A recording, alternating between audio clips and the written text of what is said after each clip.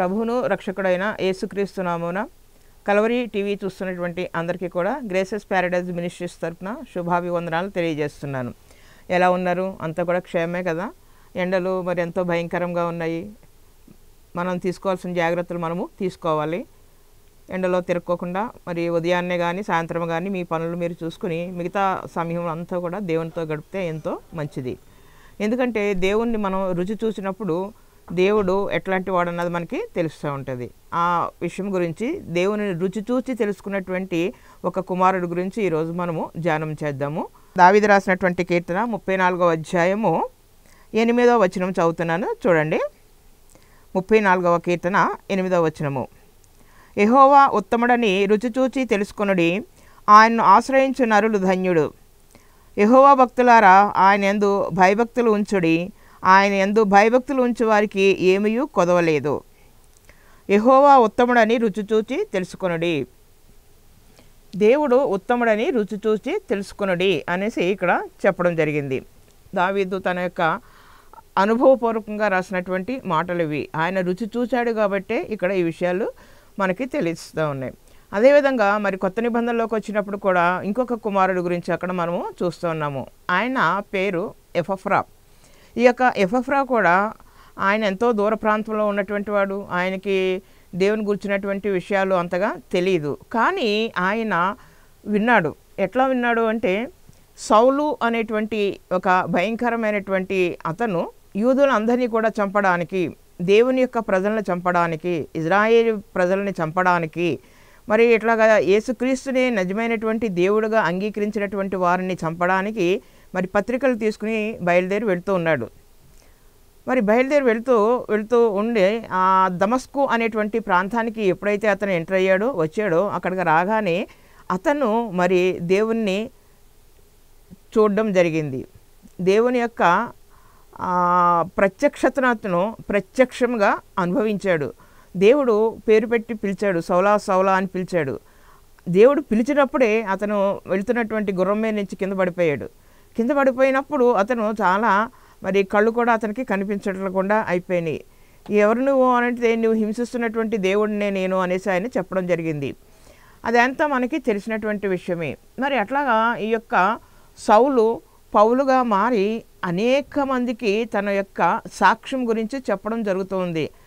దేవుడు నాతో ఏ విధంగా మాట్లాడాడు, నేను దేవునికి ఏ విధంగా తిరిగి జవాబిచ్చాను, ఆయన నన్ను ఏ విధంగా నడిపించాడు, ఏ విధంగా ఆయన నన్ను పట్టుకున్నాడు, ఏ విధంగా నన్ను రక్షించాడు అని ఆయన అనేకమైనటువంటి ప్రసంగాలు, అనేకమైనటువంటి వాక్యాలు, మరి ఆయన యొక్క బోధనలు అన్నీ కూడా వింటున్నటువంటి వారు ఎంతోమంది ఆయన వైపు తిరగడం జరిగింది. అట్లాగే ఇక్కడ ఈ ఎపఫ్రా అనేటువంటి ఆయన కూడా మరి పౌలు యొక్క సాక్ష్యం విని, అవును పౌలు తోటి దేవుడు మాట్లాడాడంట, దేవుడితోటి పౌలు మాట్లాడాడంట, అది నేను కూడా అది వారు ఎట్లా మాట్లాడుకున్నారు, ఎట్లా సంభాషించారు, వారు పొందినటువంటి అనుభూతి ఏమిటి, నేను కూడా వెళ్ళి తెలుసుకోవాలి అనేసి ఆయనకి ఎంతో మరి పౌలు గారిని కలవాలి అనేటువంటి ఉత్సాహము, మరి ఆయనని తెలుసుకోవాలి, రుచి చూసి తెలుసుకోవాలి అనేసి అనుకోవడం జరిగింది. అనుకుని అతను బయలుదేరాడు. ఎంత దూరం అంటే, ఆయన కొలస్సీ అనేటువంటి ప్రాంతంలో ఉంటున్నాడు. అక్కడ నుంచి ఎఫెసీ అనేటువంటి ప్రాంతంలో పౌలు గారు ఉంటున్నప్పుడు ఆ ప్రాంతానికి అక్కడికి వెళ్ళడం జరిగింది. కొలస్సీ నుంచి ఎఫెసీ ప్రాంతానికి గనక వెళ్ళాలి అంటే మరి చాలా దూరము.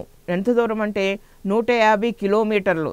150 కిలోమీటర్లు అంటే దగ్గర మరి 4-5 గంటల ప్రయాణం. ఇప్పుడులో అయితే కారులోనో బస్సులోనో ఎట్లా వెళ్ళినా కూడా. మరి ఆ రోజుల్లో అయితే నడిచి వెళ్ళాలి. మరి నడిచి వెళ్ళాలి అంటే ఎట్లా వెళ్తారు? అసలు వెళ్ళేటువంటి శక్తి కానీ, వెళ్ళగలిగేటువంటి ఆసక్తి కానీ, బలము కానీ, మరి దారి పొడుగున అయ్యేటువంటి ఖర్చులు గురించి కానీ, వీటన్నిటి గురించి ఎన్నో ఆలోచనలు వస్తూ ఉంటాయి. మరి గ్రామాల్లో కానీ లేకపోతే ఎక్కడ చూసినా కూడా మందిరాల్లో ప్రార్థన మొదలవుతుంది అనేసి అనౌన్స్మెంట్లు ఇస్తూనే ఉంటాము. రండి, తొందరగా రండి, పనులన్నీ కూడా చక్కబెట్టుకుని ప్రార్థనకి రండి అంటే ఇప్పుడుకో వస్తూ ఉంటారు, మెల్లగా వస్తూ ఉంటారు. మరి కూటాలు జరిగినా కూడా, ఏది జరిగినా కూడా చాలామంది చెప్పిన టైం కన్నా 1 గంట 2 గంటలో లేట్ రావడం జరుగుతూ ఉంటుంది. అంటే దగ్గరలోనే ఉన్నటువంటి మందిరానికి వెళ్ళడానికి, వాక్యాన్ని వినడానికి, దేవునితోటి సమయం గడపడానికి ఏ మాత్రము కూడా మనుషులు ఉత్సాహము కానీ ఆసక్తి కానీ చూపించరు. వెళ్దాంలే, వెళ్ళాలి కాబట్టి వెళ్ళాలి, పాస్టర్ గారు ఏమన్నా అనుకుంటారేమో అని పాస్టర్ గారి గురించి వెళ్ళేవాళ్ళు కొంతమంది. మరి ఇరుగు పొరుగు వాళ్ళు మీరు రాలేదేంటి అంటారేమో అనేసి వారి గురించి వెళ్ళేవారు. కానీ ఎవరైనా కూడా ఎవరి గురించి వెళ్ళాలి? దేవుని గురించి వెళ్ళాలా, నీ గురించి వెళ్ళాలా? నీవున్నటువంటి సమస్యల్లో నుంచి, నీవున్నటువంటి పరిస్థితుల్లో నుంచి నీవు రక్షించబడాలి అంటే నీకు ఏముండాలన్నమాట? దేవుని యందు ఆసక్తి ఉండాలి. మరి ఎప్పుడైతే దేవుని యందు ఆసక్తి ఉంటుందో అప్పుడే నీవు దేవుని కోసము పరుగులు పెడతావు. ఉత్సాహంతోటి, ఆనందంతో ఆయనని నేను కనుగొనాలి, ఆయనని నేను రుచి చూడాలి, ఆయనని నేను తెలుసుకోవాలి అనేసి ఉత్సాహంతో పరిగెత్తడం జరుగుతూ ఉంటుంది. మరి ఇక్కడ ఎపఫ్రా గారు కూడా అదే పని చేశారు. ఆయన మరి 150 కిలోమీటర్ల దూరం వెళ్ళాలి అని అనుకుని మరి వెంటనే ఆయన చక్కగా బయలుదేరి వెళ్ళడం జరిగింది. 150 కిలోమీటర్లు వెళ్ళాలంటే దగ్గర దగ్గర ఒక వారం రోజులు వారికి ప్రయాణం ఉంటుంది. వారం నుంచి 10 రోజులు వాళ్ళకి పడుతూ ఉంటుంది. మరి అట్లా అయినా సరే, ఎంత కష్టమైనా సరే చక్కగా నడుచుకుంటూ అంటే వారికి దేవుని యందు ఎంత ఆసక్తి ఉన్నదో తెలుస్తూ ఉంది. పౌలు గారితోటి దేవుడు ఏం మాట్లాడాడు, ఇంకా నేను కూడా ఆ విషయాలన్నీ కూడా తెలుసుకోవాలి, నేను కూడా దేవునితోటి ముఖాముఖిని మాట్లాడాలి, దేవునితో మాట్లాడేటువంటి అనుభవం నేను కూడా పొందుకోవాలి అనేసి ఆయన బయలుదేరి వెళ్ళాడు. ఎందుకంటే ఆ పౌలు గారు ఆయన దేవునితోటి కలిగినటువంటి సంబంధము, దేవుని చేత ఏ విధంగా మరి దేవుని యొక్క ఉగ్రతకి ఏ విధంగా గురి అయ్యాడు, ఏ విధంగా రక్షించబడ్డాడు, ఏ విధంగా దేవుని యొక్క మాటకి లోబడి తన యొక్క జీవితాన్ని మరల్చుకున్నాడు అనేటువంటి విషయాలన్నీ కూడా ఇప్పుడేమో విన్నాడు, కానీ స్వయంగా ఆయన నోటి ద్వారానే వినాలి అనేసి అంత దూరము ప్రయాణమై ఆయన వెళ్ళడం జరిగింది. మనము కూడా అట్లాగా ఎంత దూరమైనా కూడా వాక్యాన్ని వినడానికి, ఈ రోజుల్లో వాక్యము ప్రతి గృహంలోనికి కూడా వాక్యం వస్తూనే ఉంది. మరి టీవీల ద్వారా కానీ, యూట్యూబ్స్ ద్వారా కానీ, ఫోన్ల ద్వారా, అన్నిటి ద్వారా కూడా విపరీతంగా మరి వాక్యం వస్తున్నప్పుడు వాక్యము వినాలి, వాక్యాశక్తి నీకు కలిగి ఉండాలి. వాక్యాశక్తి కలిగి ఉంటేనే దేవునితోటి నీవు మాట్లాడగలుగుతూ ఉంటావు. వాక్యమే దేవుడే వాక్యము. కాబట్టి నీవు వాక్యము వినాలి, వాక్యాన్ని ఏమి మాట్లాడుతున్నారు అన్నది అర్థం చేసుకొని నీ యొక్క హృదయాన్ని సరిచేసుకోవడం నేర్చుకోవాలి. అలాగే మరి ఈ యొక్క ఎపఫ్రా గారు కనుక చూసుకుంటే ఆయన ఏం చేశాడు అనమాట, ఆయన ఒక్కడే వెళ్ళడం కాకోకుండా అనేక మందిని ఆయనతో కూడా తీసుకుని వెళ్ళడం జరిగింది. ఒక్కడు వెళ్ళకోకుండా మనం చూస్తూ ఉంటాం. సాధారణంగా ఆడవాళ్ళు చూస్తూ ఉంటే ఎట్లా ఉంటారంటే, ఏదైనా కొనుక్కోవాలనుకుంటే, ఏదైనా షాపింగ్ వెళ్ళాలి అంటే గుంపులుగా కనిపిస్తూ ఉంటారు. ఒక షాప్ నుంచి ఒక షాప్కి వెళ్తున్నప్పుడు కూడా చూస్తుంటే కనీసం ఒక 5-6 ఉంటారు దాంట్లో, ఆ చిన్న గుంపులో. అంటే వాళ్ళు ఎట్లా వెళ్తున్నారు? ఎవరు కొనుక్కునేది ఒక్కళ్ళే, కానీ కొనుక్కునే ఆమె ఏం చెప్తుంది? ఇదిగో పలానా చంద్ర బ్రదర్స్లో, లేకపోతే చెన్నై షాపింగ్ మాల్లో, లేకపోతే ఇంకా సిఎంఆర్లో, లేకపోతే ఏదో షాప్లో ఎట్లాగంట చాలా చౌకగా ఉన్నాయంట చీరలన్నీ కూడా. ఒకటి కొంటే ఒకటి ఆఫర్ అంట, ఎంత బరువు ఉంటే అంత బరువు ఇస్తారంట, లేకపోతే 1 కేజీల లెక్కన అమ్ముతున్నారు పట్టు చీరలన్నీ కూడా అనేసి ఇట్లాంటి అడ్వర్టైజ్మెంట్లన్నీ కూడా చూసి మరి వాళ్ళు ఒక్కళ్ళే వెళ్ళడం కాకుండా తమ యొక్క ఫ్రెండ్స్కి అందరికీ ఫోన్లు చేసి, ఇదిగో ఇట్లా షాపింగ్కి వెళ్దాము రండి, మంచి లేటెస్ట్ చీరలు వచ్చినాయంట, అన్నీ కూడా డ్రెస్సెస్ చాలా బాగున్నాయంట, వెళ్దామని చెప్పేసి అందరినీ కూడా ఎంకరేజ్ చేసి, అందరినీ కూడా ప్రోత్సహించి అందరూ కూడా వెళ్తూ ఉంటారు. వెళ్ళి మరి వారి దగ్గర ఉన్నటువంటి ధనంతో చీరలన్నీ కూడా కొనుక్కోవడము, బంగారం కొనుక్కోవడము, షాపింగ్ చేసుకోవడం ఇట్లాంటివి జరుగుతూనే ఉంటాయి. మరి ఇట్లాగా షాపింగ్ల కోసము ఒక్కళ్ళని ఇంతమందిని మరి తీసుకుని వెళ్తున్నారు కదా, అది గమనించి మనము కూడా ఒక్కసారి ఆలోచించాలి. నువ్వు ప్రార్థనకి రా అని చెప్తూ ఉంటే ప్రార్థనకి రావడానికి నీకే మహా బద్ధకం. మరి ఇంకా ఇతరులను నువ్వేమి ఎంకరేజ్ చేస్తావు? అసలు నీవు వెళ్తున్నప్పుడు ప్రార్థనకి నీతో పాటు ఇంకా ఒకరిద్దరినన్నా కూడా తీసుకుని వెళ్ళాలి. ఇక్కడ ఎపఫ్రా కూడా అదే పని చేశాడు. ఆయన ఒక్కడే కాకుండా అనేక మందిని మనము వెళ్దాము. మరి ఆయన సౌలుని పౌలుగా దేవుడు ఏ విధంగా మార్చాడు, అదేవిధంగా మరి దేవుడు ఆయనతో ఏ విధంగా మాట్లాడాడు, వారి యొక్క ప్రత్యక్షముగా వారు పొందినటువంటి ఆ యొక్క అనుభూతిని మనం కూడా పాలు పంచుకోవాలి అని చెప్పి అందరినీ కూడా ఎంకరేజ్ చేసి నడవండి మనందరూ కూడా వెళ్దామని చెప్పేసి అనేక మందిని తీసుకుని ఆయన చక్కగా మరి ఆయన నడవడమే కాదు అందరినీ కూడా ఆయన నడిపించాడు. ఆయన కూడా ఒక నాయకుడికి ఉన్నటువంటి లక్షణం, నడిపించాడు. ఎక్కడికి అంటే మరి కొలస్సీ నుంచి ఎఫెసీ పట్టణానికి అక్కడ అందరినీ కూడా నడిపించడమే కాదు, ఆయన చేసినటువంటిది కనుక చూసుకుంటే మరి వాళ్ళందరికీ కూడా మధ్యలో దారి ఖర్చులు ఉంటాయి, భోజనం ఖర్చులు ఉంటాయి, మరి ఎవరికైనా హెల్త్ బాగోపోయినా వాళ్ళని చూసుకోవాలి. ఇవన్నీ కూడా ఆయన సొంత ఖర్చులు భరించుకుంటూ చక్కగా మరి దేవుని యొక్క వాక్యాన్ని వినడానికి మరి వాళ్ళు రావడం జరిగింది. నీ జీవితంలో నీవు ఏ విధంగా ఉంటున్నావో ఆలోచించుకో. మరి మనము కూడా ఏ విధంగా ఉండాలి అంటే ఇతరుల్ని దేవుని వద్దకు నడిపించేటువంటి వారుగా మనం ఉండాలి. నడిపించేవారుగా ఉండాలి అంటే మనకి కలిగినటువంటి సాక్ష్యం చాలు.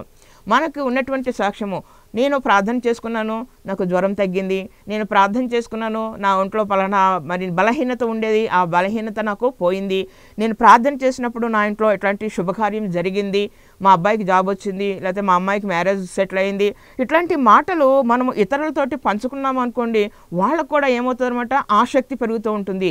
దేవుణ్ణి ఇంకా తెలుసుకోవాలి, మీరు ఎట్లా ప్రార్థన చేశారు, ఉపవాసం ఉండి ప్రార్థన చేశారా, లేకపోతే ఏ విధంగా ప్రార్థన చేశారు, మేము కూడా ప్రార్థన చేయాలనుకుంటున్నాము కానీ ఎట్లా చేయాలో మాకు తెలీదు, ప్రార్థన ఎట్లా చేయాలి అనేసి మిమ్మల్ని అనేక మంది అడగడం జరుగుతూ ఉంటుంది.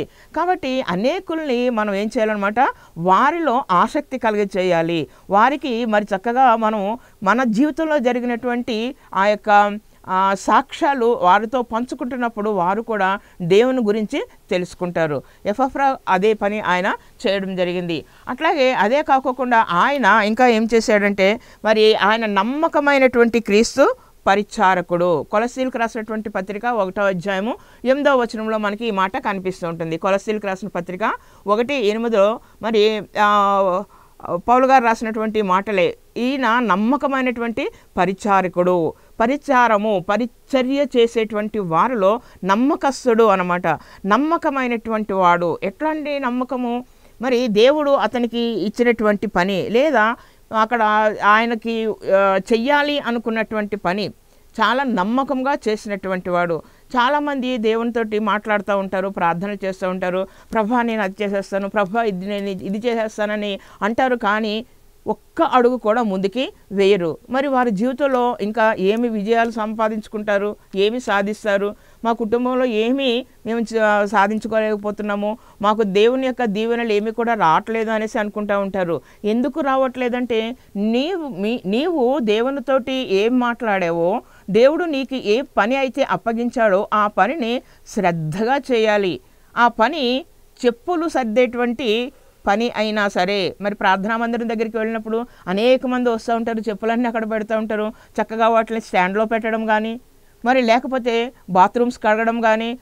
బాత్రూమ్ అంటే అయ్యో బాబా అంతమంది యూజ్ చేసినటువంటిది ఉపయోగించింది, బాత్రూమ్కి నన్ను అడగమంటావా, నేనేంటి, నా స్టేటస్ ఏంటి, నన్ను ఈ పని చేయమంటారా అనేసి చాలామంది అనుకుంటూ ఉంటారు. మరి తగ్గించుకొని నమ్మకంగా పని చేయాలి. మరి అట్లాగే మరి మందిరంలో ఉన్నటువంటి చైర్స్ కానీ లేకపోతే కింద చాపలు వేయడం కానీ అన్ని పనులు ఎన్నో ఉంటాయి. ఇవన్నిటిలో కూడా పాలు పొందాలి. అన్ని పనుల్లో కూడా దేవుడు నీకు ఇచ్చినటువంటి అప్పగించినటువంటి పని ఏదైతే ఉందో, దేవుని కోసం నేను ఈ పని చేస్తాను అని నీవు తీర్మానం చేసుకుని ఉంటే ఆ తీర్మానం ప్రకారం నువ్వు చేస్తున్నావా లేదో కూడా నీకు నీవే ఆలోచన చేసుకోవాలి. నిన్ను మరి దేవుడు దీవించాలి, ఆశీర్వదించాలి అంటే మరి నీవు ఎట్లా ఉండాలి? నమ్మకమైనటువంటి దాసుడా, నమ్మకమైనటువంటి దాసురాలుగా ఉండాలి. అంటే పరిచర్య కూడా ఎట్లా ఉండాలన్నమాట, కేవలము వాక్యం చెప్పడమే పరిచర్య కాదు, ప్రార్థన చేయడము గొప్ప పరిచర్య. అదేవిధంగా దేవుణ్ణి స్తుతించడము, పాటల ద్వారా దేవుని మహిమపరచడము, మరి ఇన్స్ట్రుమెంట్స్ వాయించడము, ఇంకా ఎన్నో రకరకాలైనటువంటి పరిచర్యలు అన్నీ కూడా ఉన్నాయి. దేవుడు మరి నీకు ఇచ్చినటువంటి తలాంతుని ఏ విధంగా నీవు ఉపయోగించుకుంటున్నావు, నమ్మకంగా నీవు పనిచేస్తున్నావా లేదా, నీకు నీవే ఆలోచన చేసుకొని మరి నీ జీవితాన్ని సరిచేసుకో. వాక్యం వింటున్నటువంటి ప్రతి బిడ్డ కూడా వాక్యానుసారంగా జీవించడం నేర్చుకోవాలి. వినుట వల్ల మనకేమొస్తుంది? విశ్వాసం వస్తూ ఉంటుంది. నిజమే కదా, ఆనాడు మరి సౌలుని పౌలుగా మార్చినటువంటి దేవుడు, మరి పౌలు గారితో మాట్లాడాలనుకున్నటువంటి ఎపఫ్రా వెళ్ళి ఆయన కూడా ఏ విధంగా దేవునితో మాట్లాడడం మొదలుపెట్టాడు, ఏ విధంగా దేవుని యొక్క ప్రత్యక్షత అతను కూడా అనుభవించాడు, దేవుని ఏ విధంగా అతను రుచి చూసి తెలుసుకున్నాడో అన్న విషయాలు తెలుసుకుంటున్నప్పుడు మనము కూడా అదే విధంగా ఉండాలి, మనము కూడా అట్లాగనే ఉండాలి అనేసి నమ్మకంగా మనము పని చేయాలి. మనకిచ్చినటువంటి పని అది చిన్నదా పెద్దదా కష్టమైనదా భారమైనదా అన్నది కాదు, ఖర్చుతో కూడిందా ఖర్చు లేనిదా అన్నది కాదు. ఏది అయినా సరే నీకు దేవుడు ఇచ్చినటువంటి పనిని నీవు నమ్మకంగా చేసినప్పుడు దేవుని యొక్క దీవెనలు నీ మీద విపరీతంగా కృమ్మరించబడతాయి. హల్లెలూయా. నీకు తెలియదు, నీవు ఇప్పటి వరకు చక్కగా జీవించి ఉన్నావంటే, మంచి ఆరోగ్యంతో ఉన్నావంటే, ప్రాణంతో ఉన్నావంటే, మరణశయ్యపై నుంచి నిన్ను లేపినటువంటి దేవుడు నీకు తోడై ఉన్నాడు అన్నది నీవు జ్ఞాపకం చేసుకోవాలి. ఆయనని స్తుతించాలి, ఆయనని గణపరచాలి, ఆయనకి నమ్మకమైనటువంటి పరిచారకుడుగా నీవు ఉండాలి. మరి అట్లాంటి పరిస్థితి లేకపోతే అట్లాంటి అనుభవంలోనికి నీవు రావాలి. మరి అప్పుడే పిలువబడ్డటువంటి వారు అనేకులు, కానీ ఏర్పరచబడ్డటువంటి వారు కొంతమందే. దేవుడు ప్రతి వారిని పిలుస్తూనే ఉన్నాడు, ప్రతి వారిని కూడా ఆయన మాట్లాడుతూనే ఉన్నాడు. మరి ఎంతమంది పిలిచినా మరి అందరూ కూడా వస్తూనే ఉంటారు.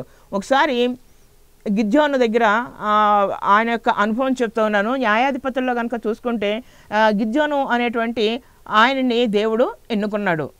మరి ఆయన పిలిచాడనమాట, బలాఢ్యుడా అంటే నేను బలవంతుని కాను అని చెప్పినప్పుడు, లేదు నీకు నేను తోడై ఉన్నాను కాబట్టి ఇశ్రాయేలీ ప్రజలందరికీ కూడా విమోచన నువ్వు కలుగజేస్తావు, నువ్వు యుద్ధానికి వెళ్ళు అని చెప్పినప్పుడు మరి ఆయన అక్కడ యుద్ధానికి వెళ్ళడానికి తన ఇశ్రాయేలీ ప్రజలందరినీ కూడా పిలుపునిచ్చాడు. అప్పటికి ఇంకా వాడికి రాజు లేడు. ఎప్పుడైతే పిలుపు ఇచ్చాడో ఇశ్రాయేలు మనమంతా కూడా వీళ్ళ మీదకి, మోయాబీయుల మీదకి, తర్వాత అమ్మోనీయుల మీదకి మనము యుద్ధానికి వెళ్దాము అని చెప్పినప్పుడు అక్కడ వచ్చినటువంటి వారు ఎంతమంది అంటే 30,000 మంది వచ్చారు. ఏకంగా ఒకేసారి ఎంతమంది వచ్చారు? 30,000 మంది రావడం అక్కడ జరిగింది. వచ్చిన వెంటనే ఆయన చెప్పాడనమాట, మరలా ఒక మాట చెప్పాడు, మీకు యుద్ధ భయము ఎవరికైతే ఉందో యుద్ధ భయం ఉన్నటువంటి వారు తిరిగి వెళ్ళిపోవచ్చు అని చెప్పారు. యుద్ధ భయం ఉన్నటువంటి వారు మీరు వెళ్ళిపోండి అంటే ఆ మాట విని అమ్మయ్య బతికాం దేవుడా అనుకుంటూ 20,000 మంది వెళ్ళిపోయారు. వచ్చిందేమో 30,000 మంది, దాంట్లో ఎంతమంది వెళ్ళిపోయారంటే 50% కన్నా ఎక్కువే. మరి 20,000 మంది వాళ్ళు వెళ్ళిపోయారు. యుద్ధంలో కాళ్ళు పోతాయి, చేతులు పోతాయి, దెబ్బలు తగులుతాయి, ఎవడు కష్టపడతాడు, ఎందుకు వచ్చింది అని చెప్పేసి వెళ్ళిపోయాడు. తర్వాత దేవుడు అక్కడ మరి గిద్యోను ద్వారా ఇంకొక పరీక్ష పెట్టడం జరిగింది. ఏంటి ఆ పరీక్ష అని కనుక చూసుకుంటే అక్కడ నీళ్లు త్రాగడం గురించి పెట్టాడనమాట. నీళ్లు తాగండి అని చెప్పినప్పుడు వాళ్ళందరికీ దాహం అవుతుంది. నీళ్లు తాగడానికి వచ్చినప్పుడు అక్కడ వాళ్ళు నీళ్లు తాగుతున్నప్పుడు ఎట్లా తాగారంటే కొంతమంది హాయిగా కూర్చుని ఏదో పెళ్ళి భోజనానికి వచ్చినప్పుడు ఉన్నట్టు కూర్చుని చక్కగా వాళ్ళు తల వంచి ఆ నీటిని అన్నీ కూడా గతికారు. కొంతమంది అయితే వంగుని ఆ యొక్క నీటిని గతకడం జరిగింది, త్రాగడము జరిగింది. అంటే ఇక్కడ కూర్చున్నటువంటి వారు, ఇక్కడ నిలబడ్డటువంటి వారు మనకి కనిపిస్తున్నారు. కూర్చున్నటువంటి వారు మరి కూర్చున్నప్పుడు ఏమవుతూ ఉంటుంది, కూర్చుని ఇట్లా తల ఉంచుకుని నీళ్ళు తాగుతూ ఉంటే యుద్ధానికి వెళ్ళాలి. యుద్ధానికి వెళ్ళినటువంటి వారు ఎంత యాక్టివ్గా ఉండాలి, ఏ వైపు నుంచి శత్రువు అటాక్ చేస్తున్నాడో తెలుసుకోవాలి అనుకుంటే అన్ని వైపులు కూడా వాళ్ళు చూస్తూనే ఉండాలి. ఎదుటి నుంచి మరి బాణాలు వస్తున్నాయా, రాళ్ళు వస్తున్నాయా, లేకపోతే ఇంకేదైనా వస్తుందా అనేసి చూడాలి. మరి అవేమీ చూసుకోకుండా ఈ నీళ్ళ తాగడం పనిలోనే, ఆ దాహం తీర్చుకునే పనిలోనే వాళ్ళు కూర్చుండి తాగారు. అక్కడ కనుక చూసుకుంటే మరి నిలబడి తాగినటువంటి వారు ఎంతమంది అక్కడ మనకి కనిపిస్తూ ఉన్నారంటే 300 మంది మాత్రమే ఉన్నారు. 300 మంది ఉన్నప్పుడు తక్కిన 9,700 మందిని కూడా గిద్యోను వెనక్కి పంపించేశాడు. 300 మందితోటే యుద్ధానికి అక్కడ వెళ్ళడం జరిగింది. అంటే పిలిచిన వారు అందరూ వచ్చారు, కానీ వాళ్ళు ఏ మాత్రము కూడా కష్టపడడానికి ఇష్టం లేక, ఏ మాత్రం కూడా జ్ఞానము అంటే వివేక జ్ఞానము లేనటువంటి వారు అందరినీ కూడా అక్కడ వెనక్కి వెళ్ళిపోవడము జరిగింది. కానీ ఎవరైతే వివేచన జ్ఞానము కలిగినటువంటి వారు ఉన్నారో వారి ద్వారానే 300 మంది ద్వారానే దేవుడు నీకు విజయాన్ని ఇస్తాననేసి గిద్యోనికి చెప్పడము జరిగింది. అక్కడ మిద్యానీయులు అమాలేకులు కనుక చూసుకుంటే ఎట్లా ఉన్నారంటే ఇసుక రేణువుల కన్నా ఎక్కువ మంది ఉన్నారు. ఒంటెలు కనుక చూసుకుంటే ఆ ఇసుక రేణువు అంత ఒంటెలు అక్కడ మనకి అంటే అంతమంది సైన్యం అక్కడ ఉన్నారు. అలాగే మిడతల దండులాగా అక్కడ వాళ్ళు మనకి కనిపిస్తున్నారు. ఇంతమందిని అటాక్ చేయడానికి యుద్ధం చేయడానికి దేవుడు ఎంతమందిని ఏర్పాటు చేసుకున్నాడంటే 300 మందినే ఏర్పాటు చేసుకోవడం జరిగింది. అంటే ఎట్లాగనమాట అందరూ కూడా వెళ్ళిపోవడం జరిగింది. ఎందుకు వెళ్ళిపోయారు? వాళ్ళంతా కూడా వాళ్ళు నమ్మకంగా పని చేయడానికి ఇష్టపడనటువంటి వారు, ఏ మాత్రము కూడా కష్టపడకోకుండానే అన్నీ కూడా కావాలి అని కోరుకునేటువంటి వారంతా కూడా అక్కడి నుంచి వెళ్ళిపోవడము జరిగింది. అయితే మరి దేవుడు అక్కడ గిద్యోనికి విజయం ఇచ్చాడు. 300 మందితోనే. వాళ్ళు తీసుకువెళ్ళింది కూడా యుద్ధ పరికరాలు ఏమీ కాదు. వాళ్ళు తీసుకువెళ్ళింది మట్టి కుండలు, తర్వాత వాళ్ళు తీసుకువెళ్ళింది ఒక దివిటి మాత్రమే. మట్టి కుండ అంటే కొడితే పగిలిపోతుంది. అట్లాంటి అంత తేలికైనటువంటిది దానితోటే దేవుడు వారికి గొప్ప విజయాన్ని ఇవ్వడం జరిగింది. నీవు కూడా మరి ఎట్లా ఉన్నావో ఒకసారి ఆలోచన చేసుకో. మరి ఆ వెనక్కి వెళ్ళిపోయినటువంటి స్థితిలో ఉన్నావా? దేవుడు దగ్గర నుంచి దూరం వెళ్ళిపోయేటువంటి స్థితిలో ఉన్నావా? దేవుని వెంబడిస్తున్నటువంటి స్థితిలో ఉన్నావా? నమ్మకంగా నీవు పరిచారకులు చేసేటువంటి స్థితిలో ఉన్నావా లేదో కూడా ఆలోచన చేసుకోవాలి. మనం ఎప్పుడు కూడా ఎట్లా ఉండాలన్నమాట? నమ్మకమైనటువంటి పరిచారకులుగా మనము ఉండాలి. మన స్వశక్తి మీద, మన యొక్క బలము మీద మనం ఆధారపడకోకుండా దేవుని మీద ఆధారపడ్డప్పుడు దేవుడే మనకి విజయాన్ని ఇవ్వడం జరుగుతూ ఉంటుంది. అందుకనే అంటున్నా, రుచి చూచి మీరు తెలుసుకొనడి. ఎన్నోసార్లు ఎన్నో అనుభవాలు చూసే ఉంటారు, అనుభవించే ఉంటారు, కానీ మానవుడుగా మరలా పడిపోవడం జరుగుతూ ఉంటుంది. సాతాను పడగొట్టడానికి అనేక రకాలుగా ప్రయత్నాలు చేస్తూనే ఉంటుంది.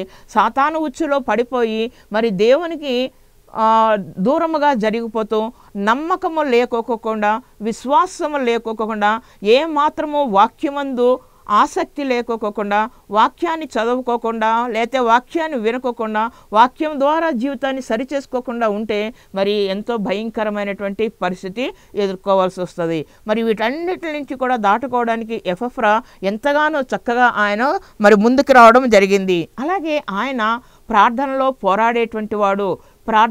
ప్రార్థనలో మనము ఎప్పుడు కూడా పోరాడాలి. ఎందుకు అంటే సాతాను ఎన్నో ప్రయత్నాలు చేసి మనం పడగొట్టడానికి వస్తూనే ఉంటుంది. కాబట్టి మనం ఎట్లా ఉండాలన్నమాట? ప్రార్థనలో పోరాడేటువంటి వారుగా ఉండాలి. మన కోసం మనం ప్రార్థన చేసుకోవాలి. మన కుటుంబం కోసం మనం ప్రార్థన చేసుకోవాలి. మన కోసము, మన కుటుంబం కోసమే కాకుండా ముఖ్యంగా మన యొక్క దేశం కోసము మనము ప్రార్థన చేసుకోవాలి. ముఖ్యంగా ఇప్పుడు కనుక చూసుకుంటే అంతా కూడా ఎట్లా ఉన్నది? Elections moment. ఎక్కడ చూసినా కూడా మరి రాజకీయ నాయకులు వాళ్ళ మీద వీళ్ళ మీద ఎట్లాగో భయంకరమైనటువంటి ప్రచారాలన్నీ కూడా జరుగుతూనే ఉన్నాయి. అయితే మనము మరి దేవుణ్ణి ప్రార్థన చేయాలి. తండ్రి, దేవా, యేసయ్య, మా దేశానికి, మా భారతదేశానికి, మా రాష్ట్రానికి మంచి నాయకులు మాకు దయచే తండ్రి. మరి అందరికీ కూడా న్యాయం జరిగించేటువంటి మా దేవుణ్ణి మేము స్వతంత్రంగా చక్కగా ఆరాధించుకొని మరి పరిస్థితి మాకు దయచేయండి తండ్రి. అట్లాంటి ప్రభుత్వాలు మాకు కావాలి దేవా అనేసి మనము ప్రార్థనలో పోరాడాలి. మనం ఎప్పుడైతే మనం అట్లాంటి ప్రార్థన చేస్తామో దేవుడు తప్పక మన ప్రార్థన ఆలకిస్తూ ఉంటాడు. చాలామంది అనుకుంటారు కదా, అమెరికా వాళ్ళు మీకు చాలా సహాయం చేసేస్తున్నారు అంటూ ఉంటారు. అసలు యేసుక్రీస్తు వారు పుట్టినది ఎక్కడ? అమెరికా ఎక్కడ? అమెరికా ఎప్పుడు కనుక్కున్నారు? 16వ శతాబ్దంలో అమెరికాని కనుక్కోవడం జరిగింది. మరి యేసుక్రీస్తు వారు పుట్టింది ఎప్పుడు? 1st సెంచరీలో, మొదటి దాంట్లో. అయితే మరి ఎక్కడ అంటే యూరప్లో ఉన్నటువంటి పరిశుద్ధులంతా కూడా మేము యేసుక్రీస్తు వారిని మా హృదయపూర్వకంగా ప్రార్థన చేసుకోవాలి, మా హృదయపూర్వకంగా ఆయనని ఆరాధించాలి, ఆయనని సేవించాలి అని వారు ఎప్పుడైతే అనుకున్నారో వారంతా కూడా మరి అనేక ప్రాంతాలకి వెళ్ళడం జరిగింది. వారు కనుగొన్నప్పుడే ఫస్ట్ ఇక్కడ ఇండియాని కనుక్కున్నది ఒక ఆయన, వాస్కో డి గామా ఇండియాని కనుక్కోవడం జరిగింది. అలాగే తర్వాత మరి అట్లాగే అమెరికాను కూడా కనుక్కోవడం జరిగింది. అమెరికాను కనుక్కున్న అంటే భారతదేశానికి సముద్ర మార్గం కనిపెట్టిన తర్వాత మాత్రమే అమెరికా కనుక్కోవడం జరిగింది. అయితే మరి అమెరికా ఎందుకు అంతగా అభివృద్ధి చెందిందంటే అక్కడ వాళ్ళు వెళ్ళి దేవుని యొక్క నామమును బట్టి వాళ్ళు ప్రార్థన చేయడము, దేవుని యొక్క ఆజ్ఞ ప్రకారం వాళ్ళు ఎప్పుడైతే నడుచుకున్నారో నడుచుకోవడం వలనే వాళ్ళు నెంబర్ 1గా ప్రపంచంలోనే అతి అందరూ కూడా ఇష్టపడేటువంటి దేశం కింద దేవుడు దానిని మార్చడం జరిగింది. యేసుప్రభు వారికి ఆయన జన్మించింది కానీ, ఆయన చనిపోయింది కానీ, ఆయన సమాధి చేయడం కానీ, ఆయన తిరిగి పునరుద్ధరణ లేచింది కానీ అన్నీ కూడా ఎక్కడే అంటే మరి ఇజ్రాయేల్ దేశంలోనే అది మనకి కనిపిస్తూ ఉంటుంది. మరి అట్లాంటిది అమెరికా ఎందుకు అంతగా అభివృద్ధి చెందింది అంటే దేవుని యొక్క చిత్త ప్రకారము వాళ్ళు చేయడము వలన అక్కడ అంత అభివృద్ధి అన్నది జరిగింది.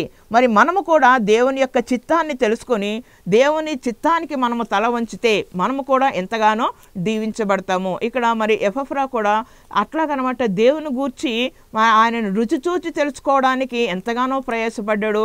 ఆయన వెళ్ళాడు 150 కిలోమీటర్లు నడుచుకుంటూ ఆయన ఒక్కడు వెళ్ళడమే కాకుండా అనేక మందిని దేవుని దగ్గరికి తీసుకుని వెళ్ళడం జరిగింది. అనేక మందిని రక్షణలోనికి నడిపించడం జరిగింది. నమ్మకముగా ఆయన జీవితకాలం అంతా కూడా నమ్మకంగా పనిచేశాడు దేవుని కోసము. ఇంకా ఆయన పోరాడేటువంటి వాడు. పోరాటం అంటే కత్తులు కటార్లు తీసుకుని పోరాడలేదు, ప్రార్థనలో ఆయన పోరాడి గెలిచినటువంటి వాడు. అలాగే మరి పౌలు ఆయన మరి జైలులో ఉన్నప్పుడు కూడా, ఖైదీగా ఉన్నప్పుడు కూడా ఆయనతో పాటు ఉండడానికి ఖైదీగా వెళ్ళి, ఎందుకంటే దేవుని యొక్క వాక్యం వినడం కోసం ఖైదీగా ఆయన కూడా వెళ్ళడం జరిగింది. మరి ఇంతగా ఆయన దేవుని ప్రేమించాడు. నిజమే, మనం ఇప్పుడు వేసవకాలంలో ఉన్నాము, ఎన్నో మామిడి పళ్ళు చూసి తింటూ ఉంటారు, రకరకాల పళ్ళు. మరి దాంట్లో కొన్ని తీయగా ఉంటాయి, కొన్ని పుల్లగా ఉంటాయి. పుల్లగా ఉన్నది విడిచిపెట్టేసి తీయగా ఉన్నది అనేసి పక్కనంటి వాళ్ళకి వీళ్ళకి అందరికీ మీరు చెప్తూనే ఉంటారు కదా. అట్లాగే మరి దేవుని గూర్చినటువంటి వార్త, దేవుని గూర్చినటువంటి సువార్త, దేవుడు నీ జీవితంలో చేసినటువంటి విషయాలన్నీ కూడా ఇతరులతో ఎప్పుడైతే పాలు పంచుకుంటావో, ఎప్పుడైతే వారితో నీవు చెప్పడం జరుగుతూ ఉంటుందో మరి దేవుడు నిన్ను దీవిస్తాడు. నీ యొక్క కుటుంబాన్ని ఆయన ఎంతగానో దీవిస్తాడు, ఎంతగానో ఆశీర్వదిస్తాడు. మరి దేవుని యొక్క దీవెనలు, ఆశీర్వాదాలు ఎపఫ్రా ఏ విధంగా అయితే మరి పరిశుద్ధ గ్రంథంలో ఆయన పేరు రాయబడిందో మన పేరు కూడా జీవ గ్రంథంలో రాయబడాలంటే మనం కూడా కొన్ని ఆత్మల్ని రక్షించాలి. మరి ఎపఫ్రా గారు ఏ విధంగా అయితే ఆత్మల రక్షణ కోసము అంతగా ప్రయాసపడ్డాడో దాంట్లో కొంతైనా మనము ప్రయాసపడి కొంతమందినైనా ఆ భయంకరమైనటువంటి నరకాగ్ని నుంచి బయటికి లాగి ప్రభువుతో పాటు పరలోకంలో యుగయుగాలు ఉండేటువంటి భాగ్యాన్ని కలుగు చేద్దాము. అప్పుడే దేవుని యొక్క కృప మీరు పొందుకుంటారు. అందరం కూడా చక్కగా దేవుని యొక్క సేవలో ముందుకు వెళుతూ ఆయన యొక్క మరి రుచి చూసి ఆయనని తెలుసుకొని ఆయన కృప పొంది ఆయనతో పాటు యుగయుగాలు మనము గడుపుదాము. దేవుడు ఈ వాక్యాన్ని దీవించునుగాక.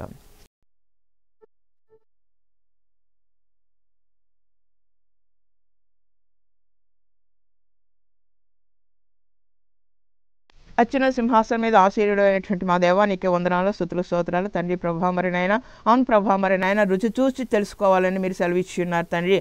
మరి నాయన యేసయ్య మీకే వందనాలు తండ్రి. ప్రభా మరి నాయన అందరూ కూడా ప్రభా మరి నాయన నీ దగ్గరికి వచ్చేటువంటి వారే మరి వారి యొక్క రోగాల నిమిత్తము, వారి యొక్క సమస్యల నిమిత్తము వినడానికి అనేక మందిని నీ వైపు నడిపిస్తూ ఉంటారో, మరి ప్రార్థనలో పోరాడుతూ ఉంటారో ప్రభువా, అట్లాంటి కృప మరి ఈ యొక్క ఎపఫ్రా ఏ విధంగా అయితే మరి పొంది ఉన్నారో అదేవిధంగా ఈ యొక్క వాక్యాన్ని వింటున్నటువంటి ఈ యొక్క కల్వరీ ఛానల్ ద్వారా, కల్వరీ టీవీ ద్వారా వింటున్నటువంటి ప్రతి బిడ్డ కూడా ప్రభువా మరి నాయన అట్లాగే ఉత్తేజించబడి ప్రభువా మరి నాయన అనేక మందిని నీ వైపు తిప్పేటువంటి గొప్ప భాగ్యం దయచేయవలసిందిగా, వింటున్నటువంటి ప్రతి కుటుంబాన్ని దీవించి ఆశీర్వదించవలసిందిగా త్వరలో రానైన మన ప్రభు అయినటువంటి యేసుక్రీస్తు నామమున బ్రతిమాలు వేడుకుంటున్నాం తండ్రి. ఆమేన్. మన తండ్రి అయిన దేవుని ప్రేమయు, మన ప్రభు అయిన యేసుక్రీస్తు కృపయు, పరిశుద్ధాత్మ యొక్క అన్యోన్య సహవాసము సదాకాలము ఈ కార్యక్రమం చూస్తున్న ప్రతి బిడ్డ మీద కుమ్మరించబడునుగాక. ఆమేన్.